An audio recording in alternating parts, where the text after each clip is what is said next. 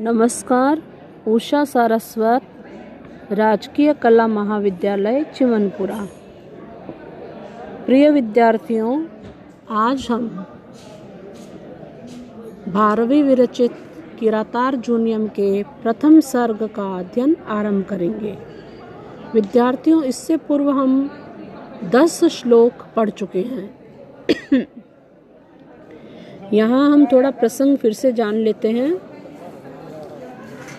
द्वैत वन में रहने वाले युधिष्ठिर अपने एक गुप्तचर को, किरात को, दुर्योधन की शासन व्यवस्था को जानने हेतु कुरु जनपद में भेजते हैं। वह जाकर वहां देखता है कि दुर्योधन की शासन व्यवस्था सुचारू रूप से चल रही है। इसी श्रृंखला में पढ़ते हैं। असक्तमाराधयतो यथा यथं विभज्य भक्त्या समपक्षपातया गुणानुरागादिव सख्यमीयवान् न बाधते अस्य त्रिगण परस्परम्। यथा यथं विभज्य, उचित रूप से विभज्य, विभाजन करके, समपक्षपातया, समान पक्षपात वालों, भक्त्यानुरागेण, अनुराग से, असक्तम, अनासक्त भाव से, आराधयत, सेवन करते हुए, अस्य, इस दुर्योधन के, त्रिगण है, धर्म, अर्थ तथा काम रूपी तीनों पुरुषार्थ, गुणानुरागेण, उसके दया, उदारता आदि गुणों से, स्नेहवश मानो, सख्यम मैत्रिम, मित्रता को, ईयवान, प्राप्त हुआ सा, परस्परम अन्योन्यम, परस्पर, न बाधते, बाधा नहीं पैदा करता है। उचित रूप से विभाग करके, समान पक्षपात वाले, अनुराग से, अनासक्त भाव से सेवन करते हुए, इस दुर्योधन के धर्म, अर्थ, काम रूपी तीनों पुरुषार्थ, उसके दया, प्रेम आदि उदारता के गुणों से मानो मित्रता भाव को प्राप्त होते हुए परस्पर बाधा पैदा नहीं करते हैं।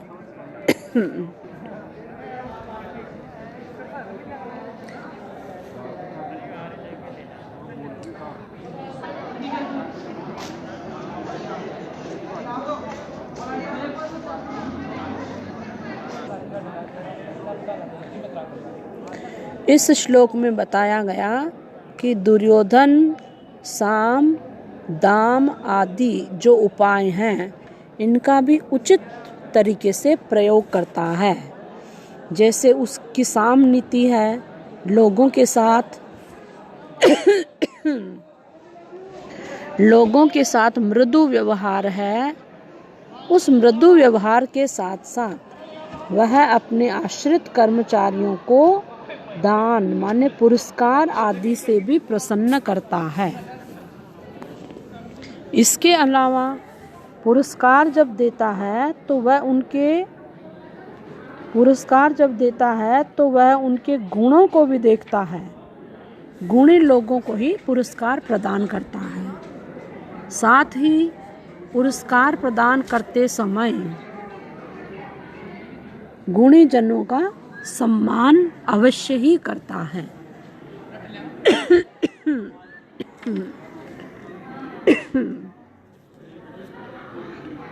अगला श्लोक पढ़ते हैं, 13वां। वसुनी वांछन न वशी न मन्युना स्वधर्म इत्येव निवृत्त कारण गुरूपदिष्टेन रिपौ सुतेपि वा निहन्ति दंडेन सधर्म विप्लवम्। वशी, जितेंद्रिय वह, वसुनी वांछन, वसुनी धनों को, वांछन चाहता हुआ, दंड का प्रयोग नहीं करता। न मन्युना, न ही क्रोध के वशीभूत होकर, न च निवृत्त कारण, और न ही क्रोध, लोभ आदि कारणों से प्रेरित होकर करता है, बल्कि इन कारणों से निवृत्त होकर दंड का प्रयोग करता है। स्वधर्म इति एव, यह मेरा धर्म है, यह मेरा कर्तव्य है, इत्येव, इस भावना से गुरूपदिष्टेन, गुरु के धर्म, गुरु के द्वारा बताए गए मार्ग से, दंडेन, दंड पद्धति से, रिपौ, शत्रु में, सुते अपि वा, अथवा पुत्र में, दोनों में ही धर्म विप्लवम निहंति, धर्म के उल्लंघन को निहंति रोकता है।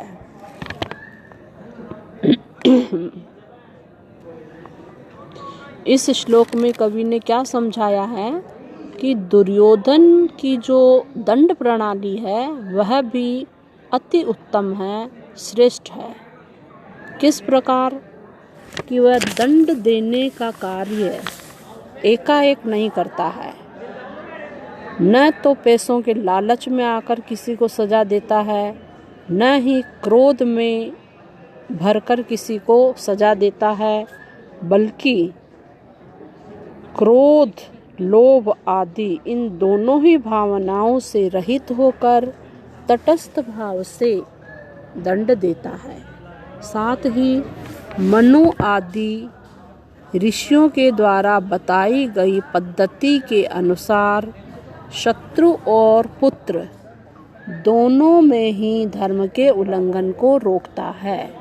यानी शत्रु गलत कार्य करता है उसे भी सजा देता है, और पुत्र यदि गलत कार्य करता है तो उसे भी उतनी ही बड़ी सजा प्रदान करता है। इस प्रकार वनेचर ने क्या बताया है कि दुर्योधन की दंड प्रणाली भी सर्वश्रेष्ठ है। विधाय रक्षान परितः परेतरान अशंकिताकारमुपैति शंकित क्रियापवर्गेषु अनुजीवी सत्कृता कृतज्ञताम अस्य वदन्ति संपदः। शंकितः, अविश्वस्त, शंकालु रहता हुआ, परितः, सर्वत्र, चारों तरफ, रक्षान विधाय, रक्षकों को, विधाय, नियुक्त करके, अशंकिताकारम, अशंकित अवस्था को उपैति प्राप्त करता है। क्रियापवर्गेषु, कार्यों के समाप्त होने पर, अनुजीवी सत्कृता, अपने सेवकों को दी हुई सत्कृता, सत्कार के रूप में, संपदः, संपत्तियां, अस्य कृतज्ञताम वदन्ति, इस दुर्योधन की कृतज्ञताम वदन्ति, कृतज्ञता को कहती है। इस श्लोक का अभिप्राय है दुर्योधन हमेशा सावधान रहता है, अपने शत्रुओं के प्रति सचेत रहता है और चारों ही तरफ अपने ही आत्मीय जनों को, अपने ही विश्वास पात्रों को रक्षक के रूप में नियुक्त करके स्वयं अशंकित आकार को धारण करता है। और उसने जो गुप्तचर तैनात किए हुए हैं वो उसके अपने विश्वास पात्र हैं। इस प्रकार अपने राजकार्यों के संपन्न हो जाने पर वह अपने सेवकों को धन संपत्ति पुरस्कार रूप में देता है। इस प्रकार उसके द्वारा दी गई संपत्तियां, पुरस्कार या तोहफे दुर्योधन की कृतज्ञता को प्रकट करती है।